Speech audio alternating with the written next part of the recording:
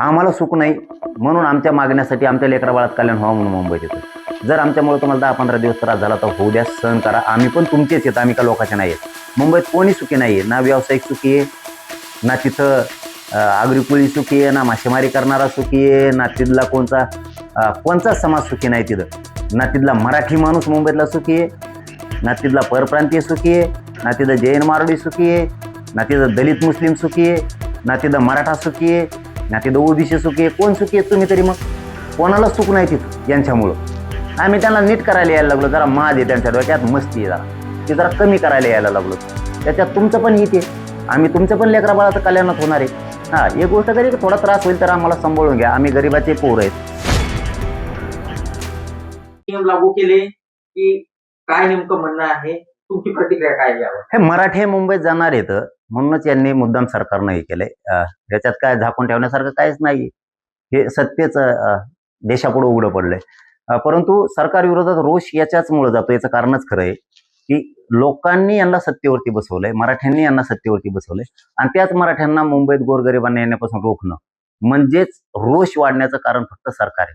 म्हणजे कायदा हातात आम्ही देतोय, तुमच्या सत्ता आम्ही तुमच्या हातात देतोय आणि तुम्ही त्याचा गैरवापर करताय. अरे, लोक तुम्हाला निवडून याच्यासाठी देतात की कसल्याही परिस्थितीत आपण जर मुंबईला कुठे गेलो तर आपले माणसं, आपलं सरकार बसले तिथं, आपले फडणवीस, आपले शिंदे, आपले दादा बसलेत तिथं, म्हणून लोक जातात.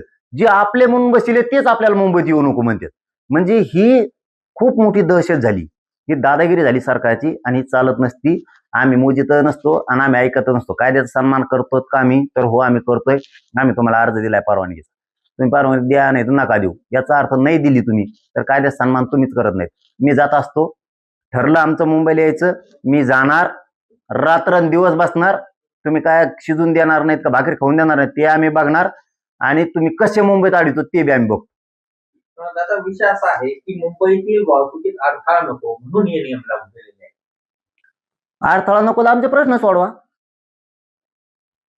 तुम्हाला प्रश्न सोडवायचे नाही, सत्तेत मराठ्यांकडून बसवायचं, गोरगरिबांचं वाटोळं पण करायचं आणि अडथळ्यात काय संबंध आहे?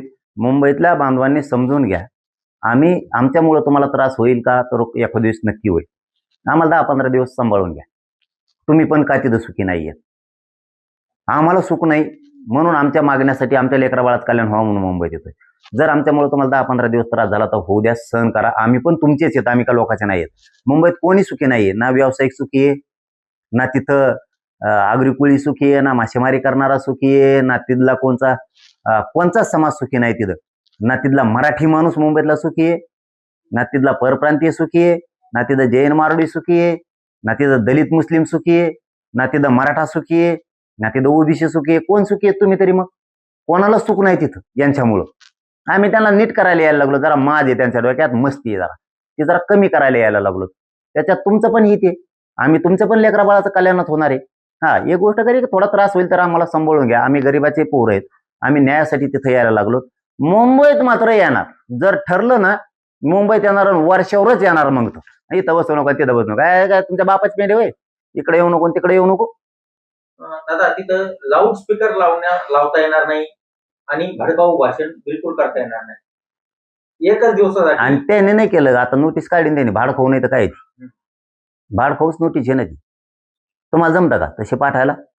हे लोकांवर जुलूम नाही का अशा नोटिसा देणं, असा आदेश काढणं की मुंबईत येऊ नका, लाऊडस्पीकरच लावू नका आणि भाजी भाकरी करून खाऊ नका? मग काय खातू? दगड खातू किती झाले समुद्रात टाकलेली? कव्वाळू खातोय समुद्रात, काय खातू? भाकरी तुकडे तर खावा लागते ना करून. तुम्ही तर देत नाहीत लोकाला. म्हणा हे करू नको ते करू नको. मराठी सगळं करीत असते आणि यावेळेस मराठी मागे येत बी नसते, येत नसते. मला पुरा निर्णायक आंदोलन करायचंय. जर मुंबई ठरली तर माघारी येत नसतो. आणि कसे आडवे येतात, तुम्ही एकदा आमच्यावर हल्ला केलेला आहे, रक्ताचा चिखल केलेला आहे, फडणवीस डबल नादात पडायचं नाही बरं का या. आता आम्ही सावध आहेत, हे ध्यानात ठेवायचं. आणि तुमच्यावर सगळ्याचा राग आहे. मग दलित मुस्लिमापासून शेतकऱ्यापासून सगळे व्यावसायिक वर्ग, व्यापारी वर्ग, नोकरदार वर्ग सगळे चिडलेले आहेत तुमच्यावर, हे ध्यानात ठेवा. मग तुम्ही दक्षिण मुंबई वगळता, आझाद मैदान वगळता इतर कुठेही तुम्हाला आंदोलन, निदर्शनं धरणं काहीच तुम्ही करू नका म्हणल्यावर आम्ही मग कुठं करीत असतो? बुळकांडात करीत असतो मग आम्ही. मग तर कुठं करीत असतो? दादागिरी करायची नाही. आम्ही आझाद मैदानला करणार, शिवाजी पार्कला करणार, वर्षा पुढे बी करणार, सगळ्या दुनियात करणार आम्ही. हा, कुठं जिथं आम्हाला रोड दिसणार आम्ही तिथं करणार. तू काय करणार तर बघू त्या टायमाला. आम्ही मग रेल्वे बी नाही फिरून देणार, तुमच्या विमानं नाही उडून देणार. हा, सगळ्या रेल्वे पटऱ्या उखडून टाकीत असतात, मग आम्ही विमानतळ उखडून टाकीत असतो. होऊ दिस तुला, तू माझंच उतरायचंच ना एकदा. आम्ही सज्ज होणार आहेत. मग बरं तुम्ही लोकांना वेटीस कम धरता रे. कशामुळे लोकांना तळपिता विनाकारण? आमचेच आरक्षण आमचंच रद्द करता. कशाला तळतळाट घेता लोकांचा? आणि मुंबईत येऊ नका. लोकांनी कसा झक मारायला मतदान केलं होय तुम्हाला? तुम्ही आमचे इथं आपले आहेत म्हणून तुम्हाला तिथं बसवले. आम्हाला मुंबईत कधी अडचण आली तर तुम्ही आमच्या मराठ्यांच्या लेकरा बाळाच्या मदतीला येतात म्हणून तर तुम्ही दादागिरी करायला, गुंडगिरी करायला लागलात, तिथं दहशत पसरायला लागलात. एवढं सोपं समजता का? सत्ता काय आहे? सत्ता म्हणजे काय? 5 मिनिटं टिकून देणार नाहीत मराठी जर करायला लागले तर. 5 मिनिटं सत्तेचं शहाणपण जे चलत नाही म्हणतात ना, तुम्हाला सांगतो मराठ्या पुढे शहाणपणच चलत नाही. तुम्ही तळपू नका बरं का. तुम्हाला सांगतो फडणवीस नाद लागू नका बरं का माया.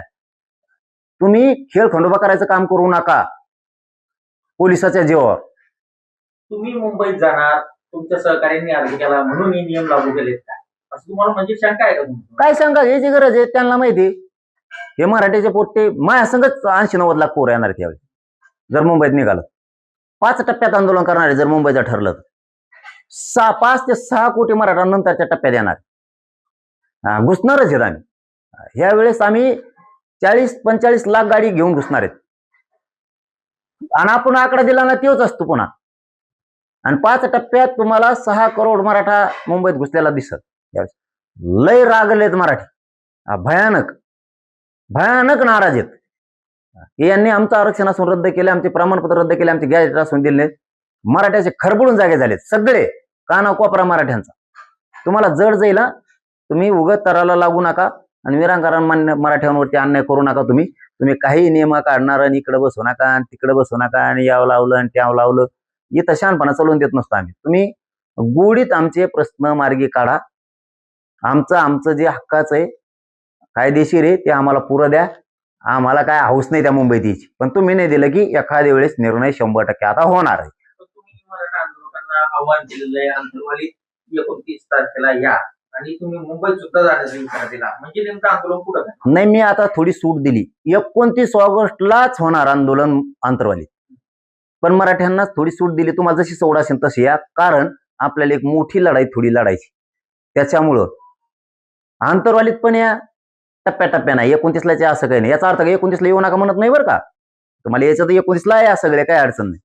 तुम्ही 30ला आले तरी चालतंय, 31ला आलं तरी चालतंय, 1, 2, 3, 4, 5, 8 तारखेपर्यंत केव्हा आलं तरी चालतं. तुम्ही 29 ते 8 पर्यंत तुम्ही केव्हा आला तरी चालतंय, काही अडचण नाही. मी काय एका दिवशी म्हणणार नाही. सभा असल्यावर एका दिवशी लागतो, दुसऱ्या दिवशी येऊन काय करायचं? ही काय सभा थोडी अमरण उपोषणाला बसलोय.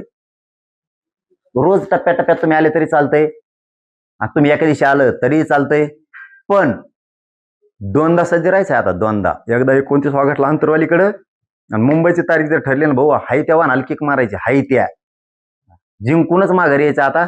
आता पुन्हा माघारी थोबाड दाखायचं नाही.